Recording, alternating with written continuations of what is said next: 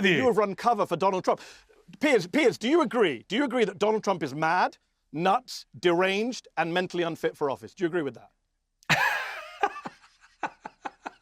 Do you agree with that or not? Why do you do this? Why don't you just... Do you agree he's mad, why don't you nuts? just say, Mehdi? I mean, it's a simple question, Piers. People are watching. Do you agree that Donald Trump is mad, deranged, it's not your show, and unfit for office? Because those are your words, Piers. Those are your words. When I come on your show, those are your words. Mehdi Hasan just told Piers Morgan he has Trump denial syndrome.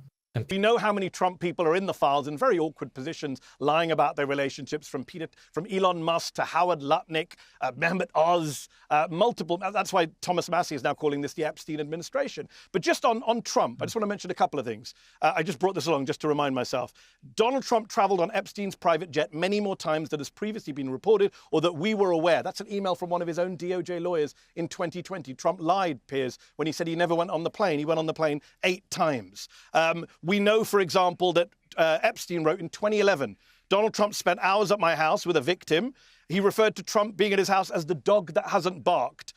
He said in 2019, Trump knew about the girls. Now, he could be lying, Epstein. He's a horrible, convicted sex offender. But the point is, we've not had full investigations. The media has barely touched this, Piers. There's been a lot of coverage of Prince Andrew and Thiel and Elon Musk and Reid Hoffman and all sorts of people, Katie Couric. There hasn't actually been that much coverage of Donald Trump's own relationship with Epstein as much as there should have been. If this was any other president or politician, this would be a huge scandal. And I agree with you on the kind of, we haven't got evidence of criminality, but I just want to show, this is in the Epstein files, right? This is page 21. This is a 21-page FBI a PowerPoint presentation. This is the page they have from last summer called Prominent Names. Donald Trump's at the top with 2 allegations in there. Now, I'm not saying those are proven allegations, but the idea that we as a media, that the American public's not even familiar with those allegations, I think we need to be talking much more about what a huge scandal this is and how many lies have been told by the people in power, not just Donald Trump. And I know Bill Clinton is going to have his day to talk about what were his relationships with Epstein as well. Piers, I'll say this, one last point. I no longer can just laugh at people who come up with conspiracy theories anymore. I can't. I used to be very dismissive of conspiracy theories. No, I agree. When it comes to this, we have seen the lies and the cover-up. Do you know what? I said the other day, I would literally now be prepared to believe any conspiracy theory relating to the Epstein scandal, because so much of it is actually coming true. That who the hell knows, right? I mean, I just think the idea... Although you're quick to defend your pal Donald Trump, who was close to him. No, I'm only quick to defend him about one part of this, which is there's a lot of stuff in those files that is clearly fantastical, malicious, and was investigated and but there's a lot of stuff redacted, Piers. No, I agree, but there's no... How do we know? There's been How no do we evidence. know the full extent of this? Well, it's a perfectly valid point. Agreed, but there hasn't been a full investigation. But there hasn't been a full investigation. I agree with you would that. agree with that, Piers. And I'm with you. Kash Patel and Pam Mehdi, Bondi shutting it down. Why is a director of the Mehdi, FBI and the Attorney General shutting it down? Mehdi, you're preaching to the choir. I've been saying the same thing. There should I love it when we absolutely agree. be full transparency. I love it when we agree, Piers. I always feel a bit disconcerted when we agree. Let's talk about something else. It's interesting because let's assume a scenario here which plays out. I said on my show on Monday, we were talking about the polling for Trump and the midterms coming up pretty soon now. All right, we're nearly in March. You've got midterms in November. It is highly likely, the way things are looking, that the Republicans will get a big beating in the midterms unless something extraordinary happens, which it might. But if they do and they lose control of the House, then any president in that position pretty much becomes a lame duck president. And if that happens, it's a free-for-all for what happens next, both amongst his own party and, of course, the Democrats. The Democrats don't really have yet, to me, anyone clearly coming through in the way that Bill Clinton did or Barack Obama did, which is a massive problem for the party. One of their leading lights is Alexandria Ocasio-Cortez. And I watched this clip of her. She went down to the Munich conference, I think to sort of show her global aspirations and how smart she was and so on, and ended up getting pretty well ridiculed for a few things, but one of which was her explanation when she was asked by a friend of mine, actually, would and should the US commit troops to defend Taiwan if China were to move? And she said this.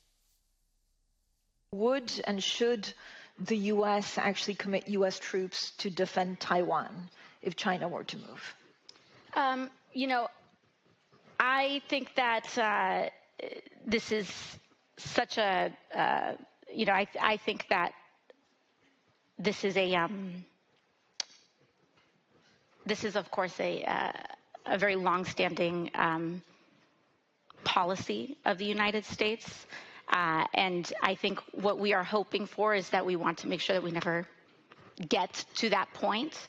And we want to make sure that we are moving in all of our economic research and our global positions to avoid any such confrontation and for that question to even arise. Now, if Donald Trump had come out with that, you'd have gone, what the fuck is he talking about? That is a load of gibberish word salad nonsense. So in the cause of intellectual honesty, Mehdi Hasan, would you say that what we just heard was a load of gibberish word salad nonsense? No, I think what we heard was not her finest hour in terms of articulating an answer on a very complicated subject. I was awkward watching that. It's obviously not great to and ah for 20 seconds. I wrote a book about public speaking. You know that I've addressed these issues and people who do public speaking. It wasn't a great moment for her, but the idea that that summed up her presence at Munich is actually what I would question the premise of your entire discussion. You just played a clip from an account. I noticed where you played it from. It's a well-known right-wing MAGA Twitter account. The right are very good, Piers, aided and abetted sometimes by your good self, in pushing narratives about Democratic politicians to brand them. Why does it matter where it came from? In 2000, they did it to... It does, because, for example, she gave fantastic answers on inequality, on Gaza, on authoritarianism. She spoke to a packed crowd in Berlin the next day. She met with the SPD. She met with the far left. No one mentions any of that. Instead, everyone in the US media is talking about this because the right wants you to talk about this. That's my first point, that this is a very manufactured narrative. And number two, it's not at all equivalent to Trump, Piers. Trump could never say even half of what she said about Taiwan. Her answer, actually, at the end, which is we shouldn't get to that point, is actually the right answer. When Trump, I checked, because I knew you were going to ask me about this, I checked before I came on air. Trump was asked about Taiwan a few months ago, and he couldn't answer the question. He said, it's a secret. I can't tell you what my position is. Well, that's much better. In fact, this week, Piers, forget rhetoric. Do you know what Trump said about Taiwan? He told reporters on Monday that he's checking with the Chinese president before he sells arms to Taiwan. That goes against a 42-year long-standing US policy on Taiwan that Ronald Reagan set up. Not me, Ronald Reagan set up. So you can go on about AOC's 20-second umming and ahhing, which wasn't great for AOC, I admit. Or we could talk about the fact that Donald Trump has a very bad policy on Taiwan that goes against US traditional national security policy. And we could talk about the fact that Donald Trump's sentences make AOC look like the most eloquent woman in history. What are you talking about? Have you heard Donald Trump rant about shark attacks, about the size of Arnold Palmer's penis, about toilet flushing? AOC's never said anything like that. Donald Trump, hold on, I haven't finished. Donald Trump went to Davos, Piers. Did you play the clip? Did you play the clip, in the interest of fairness and intellectual honesty, to quote you, did you play the clip of Donald Trump in Davos calling Greenland Iceland again and again and again? He went to Davos and embarrassed himself, calling it Iceland. And by the way, worse than calling it Iceland, he wants to invade Greenland. No Democrat has ever suggested anything as mad as going to war with Denmark as Donald Trump. So please don't come here and talk about gibberish and intellectual honesty. Your pal is the most deranged person to ever get close to any top office anywhere in the West. Do you know what? I haven't heard such a strident piece of apologia since Comical Ali in the Iraq War, when he was trying to explain why the Americans... Everything I said was true, and you can't dispute a word of it. Did you play Donald Trump's clip at Davos? Did you play on this show? The Americans are not... On this show... Let me answer. Did you play a clip of your pal Donald Trump saying Greenland is Iceland? Yes or no? Mehdi, yes, multiple times. And more than that, I interviewed the Prime Minister. Wait a minute. Yes, and more than that, I interviewed the Prime Minister of Greenland as well. Did you? So what's that got to do with anything? What's the matter with you? You have run cover for Donald Trump. Piers, do you agree? Do you agree that Donald Trump is mad, nuts, deranged, and mentally unfit for office? Do you agree with that? Do you agree with that or not? Why do you do this? Why don't you just... Do you agree he's mad, why don't you just say, Mehdi? I mean, it's a simple question, Piers. People are watching. Do you agree that Donald Trump is mad, deranged, it's not your show, and unfit for office? Because those are your words, Piers. Those are your words. When I come on your show, your words. When I come on your show, you call Donald Trump deranged, mad, time out, and nuts. I know, and occasionally I think he is those things. And as you know, I've said it when I think he is, and when I think he deserves praise, I give him praise. My point is, though, that you're overall, you blinkered about AOC. No, I think sometimes he's perfectly normal and lucid. Sometimes he does nutty things. Most of the time. Come on, Piers. This is a man who rants about shark attacks, who talked about Arnold Palmer's penis at a rally, who did an impression of someone doing oral sex on a microphone at a rally. There's been no president like this. I hate George W. Bush, but I would put George Bush 100 times above Donald Trump in terms of intellectual and mental fitness for office. You cannot question any Democrat's intellectual fitness for office when you have supported this man, the most deranged man, your words, deranged, mad, nuts man, in office. Just to be clear, this is a man who couldn't find Taiwan on a map if his life depended on it. Mehdi, here's the problem. I'm afraid, listen, you know I like you, I respect you very much. You've built an amazing business with Zeteo. Congratulations. But one of the reasons Donald Trump got re-elected is that you guys have got literally Trump derangement syndrome. It plays into his hands. I prefer to be more even-handed with him. I prefer to praise him when he deserves it, and I prefer to whack him when he doesn't. When you're so blindly enraged by everything, including silly jokes he says, you're so deranged about him, actually in the end, you managed to achieve the unthinkable. You managed to help get Trump re-elected. Hold on. He got re-elected with a bigger majority. Do I get to speak? So, hold on. Let's just deal with a couple of things. The reason he got re-elected, I would argue, is the media gave him a pass. People like you, I came on your show on the eve of his election, and you were telling me all sorts of things. Oh, don't call him a Nazi. Don't call him a fascist. Meanwhile, we have masked thugs pulling American citizens off the street. He's not a Nazi. Them in cold blood. He's not a Nazi. I was right about his fascism. You were wrong about his fascism. I was right that he would try and stay in office in 2021. You were wrong about that. His people are shooting Americans stay in office in 2021. Everything that I said would happen in a second term. He didn't stay in office. Piers, and you said he was he's not a Nazi, and he's not a fascist. Oh, my God. Piers, you, in January 2021, accused him of trying to stay in office. You said he sent an armed mob to the Capitol. You said he should be removed from office, never be president again. You changed your tune once he got back to the presidency. I get that. That's fine. No. I've been right about everything I've said about Trump. And as for being Trump derangement syndrome, it's the very opposite. Even I didn't think he'd be trying to start a war with Denmark. Even I didn't think he'd be shooting Americans in the street 14 months into his presidency. Even I didn't think he'd be this corrupt on this level so openly. So, in fact, he's been much worse than those of us who allegedly have TDSs. You have TDS, Piers. You have Trump denial syndrome. When I say to you, is Trump racist? You say, no, he's not racist, even though he calls Somalis low IQ, Piers. Do you agree that Somali people are low IQ? Is that not the most racist thing Just to explain, Mehdi, just to explain. You're dodging me. This is not your show. Do you think Somalis are low IQ, Piers? This is not your show, Mehdi. Do you think Somalis are low IQ? You don't get to interview me for half an hour. It's not your show. People are worried about your silence. When I come on your show, I haven't been silent about any of these things. You should watch my show more. Trump calls Somalis low IQ. Is that not a Nazi thing to say? Is that okay? I'm not asking you a question. It's not a Nazi thing to say. No, I think it's not a Nazi thing to say. It is white supremacist rhetoric to call black people garbage and low IQ. The problem is, it's amazing that you're defending. Okay, Mehdi, amazing. Let's not talk at the same time. No, here's what I'm defending.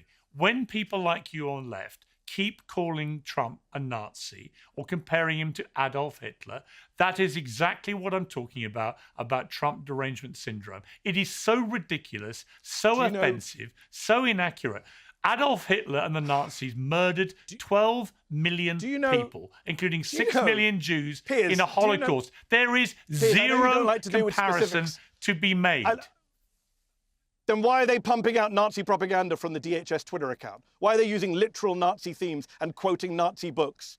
Do you know that they're doing that? Have you checked that out? Go check it out. I wrote about it. Why are they trying to... Has he murdered 12 million people? A man who says...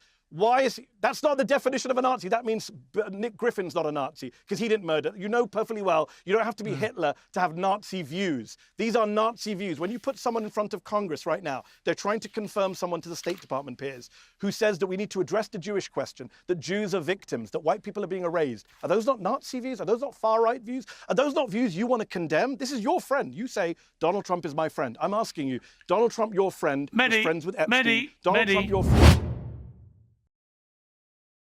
The Epstein files first because Mehdi Hasan brings physical documents to this interview, and that deserves to be taken seriously before anything else. Page 21 of a 21-page FBI PowerPoint presentation. A section called Prominent Names. Donald Trump at the top with 2 allegations listed. Hasan is careful to say these are not proven allegations. He is not claiming criminality. What he is claiming is that the gap between how much media coverage Trump's relationship with Epstein has received compared to how much coverage any other president or politician in the same position would have received is itself a story. Prince Andrew's relationship with Epstein produced years of coverage, a BBC interview that destroyed his public life, and eventually a legal settlement. Trump flew on Epstein's plane 8 times, according to a 2020 email from one of his own DOJ lawyers. Trump lied when he said he never went on the plane. Epstein wrote in 2011 that Trump spent hours at his house with a victim. Epstein described Trump in 2019 as knowing about the girls. These are documented. They're in the public record. And the mainstream media has treated them with a fraction of the scrutiny it applied to every other figure in the Epstein universe. Piers acknowledges there is no evidence of criminality regarding Trump. That is a fair and important distinction. But the argument Hasan is making is not that Trump committed crimes in the Epstein files. The argument is that 96% of mentions of Trump have been redacted or are missing from the publicly available documents. That Pam Bondi shut down a fuller investigation. That the FBI's own PowerPoint had Trump at the top of the prominent names list and the American public has barely been told this. That the people currently running the government are the same people with the most to lose from full transparency. And that a media ecosystem that spent years covering the Epstein story managed to barely touch the most powerful person connected to it. Thomas Massie calling this the Epstein administration is not a fringe observation. It is a Republican congressman looking at the names surrounding Trump, Elon Musk, Howard Lutnick, Mehmet Oz, and others, and drawing a conclusion that the people demanding transparency are the same people whose names appear in the files they are refusing to fully release. That is not TDS. That is pattern recognition. Now the TDS exchange, because it is the most important media criticism conversation in this entire segment. Piers says Mehdi and people like him have Trump derangement syndrome. That the blind rage helps Trump get re-elected. That being even-handed, praising Trump when he deserves it and criticizing him when he does not, is the correct journalistic approach. And on the surface that sounds reasonable. Even-handedness sounds like professionalism. Balance sounds like integrity. But Hasan's counter is the one that lands harder and deserves more credit than it gets in this exchange. He points out that Piers in January 2021 said Trump sent an armed mob to the Capitol, that he tried to stay in office illegally, that he should be removed and never be president again. And then when Trump returned to the presidency, Piers moderated his position. Hasan is not saying Piers is corrupt. He is saying that the even-handed approach has a way of softening over time in ways that the original honest assessment did not warrant. And that softening is not balance, it is accommodation. The more important point Hasan makes is that TDS is being used as a rhetorical device to avoid engaging with specific documented behaviour. When Hasan says Trump is racist, Piers says that is TDS. When Hasan says Trump exhibits fascist tendencies, Piers says that is TDS. When Hasan says Trump knew about Epstein's activities, Piers says there is no evidence of criminality. The TDS label functions as a way of treating every specific factual criticism as emotional overreaction rather than engaging with whether the specific claim is accurate. Hasan flips it perfectly. You have Trump denial syndrome Piers, and then he asks the question that Piers cannot answer cleanly. Trump called Somalis low IQ. Do you agree that Somalis are low IQ? Piers says no, of course not. Hasan asks is that not racist. Piers calls it abhorrent, absurd, but will not say racist. This distinction matters enormously, and it is not a semantic debate. Calling something abhorrent is a judgment about its quality. Calling something racist is a judgment about its nature. Abhorrent means it is bad. Racist means it is specifically the kind of bad that assigns inferior intellectual capacity to people based on their ethnic or national identity. Those are different claims. Piers is willing to make the first and not the second. And the reason he gives is that calling Trump a racist or a Nazi inflames the debate and helps Trump win. But here is the argument Hasan is actually making that Piers never fully engages with. The reason Trump can call Somalis low IQ without political consequence is not because his supporters do not know he said it. It is because the media ecosystem that is supposed to hold him accountable keeps finding softer words for it. Abhorrent, absurd, outrageous. Words that express displeasure without naming the specific category of harm being done. And when you refuse to name the category, you make it harder for the people being harmed to have their experience validated and easier for the people doing the harm to claim they are being mischaracterized. Calling Somalis low IQ is textbook racial hierarchy rhetoric. It assigns inferior cognitive capacity to an entire ethnic group. That is the definition of racism. Not the most extreme form of racism. Not Nazi-level racism, but racism. A journalist who cannot say that word about that statement is not being even-handed. They're being protective of something, and the question worth asking is what exactly they are being protective of. The AOC Taiwan moment is the one Piers keeps returning to as evidence that Democrats have their own problems, and Hasan handles it correctly. The clip of AOC struggling on a question about Taiwan policy at the Munich conference was amplified by right-wing media as proof that progressive Democrats are not serious on foreign policy. Hasan calls it a manufactured narrative. But more importantly, he pivots to the actual Taiwan policy comparison. Trump said in the campaign that before selling arms to Taiwan, he would check with China first. That is not a gaffe at a conference. That is a stated foreign policy position from the President of the United States that would represent the most significant abandonment of Taiwan's security commitments in decades. If the concern is who is more dangerous on Taiwan, the answer from the documented record is not AOC. The Nazi comparison debate is where this conversation almost goes somewhere important and then pulls back. Piers says comparing Trump to Hitler is offensive and inaccurate because Hitler murdered 12 million people. Hasan says you do not have to have murdered 12 million people to hold Nazi views. And then he gives a specific example, a nominee being considered for a State Department position who has publicly talked about addressing the Jewish question, who says white people are being erased, who uses the specific ideological language of the far right. Hasan asks, are those not Nazi-adjacent views? Piers does not engage with the specific example. He stays at the level of the Hitler comparison being disproportionate. The problem with Piers' position here is the same problem as with the racist versus abhorrent distinction. He is willing to say the behavior is bad. He is not willing to name the ideological tradition the behavior belongs to. And the ideological tradition matters because it tells you what comes next if the behavior is not checked. The German citizens who told themselves in the 1930s that their government was doing abhorrent things, but was not actually Nazi, were not wrong that the word was strong. They were wrong about what the word being strong was protecting them from knowing. Here is the bottom line on this entire exchange. Mehdi Hasan came prepared. He had documents. He had specific quotes. He had Trump's own words about Somalis, about Taiwan, about Epstein. He had Piers' own words from January 2021 about Trump sending an armed mob to the Capitol. And every time Piers reached for the TDS label or the even-handedness defense, Hasan had a specific factual counter that required Piers to either engage with the substance or change the subject. Piers mostly changed the subject. And the moments where he could not, where Hasan pinned him on Somali low IQ or on his own 2021 statements, are the moments that reveal what even-handedness as a media strategy actually costs. It costs the ability to call things what they are. And when you cannot call things what they are, you cannot fully inform the people who are relying on you to do exactly that. What are your thoughts on media accountability and the political threat of normalizing extremist rhetoric through both sides' framing? Let me know in the comments, and if you enjoyed this video, please give it a like and subscribe to the channel. That stuff really does help us out. Until then, this has been Lucas Stoey, where we cut through the noise so you don't have to. Thanks for watching.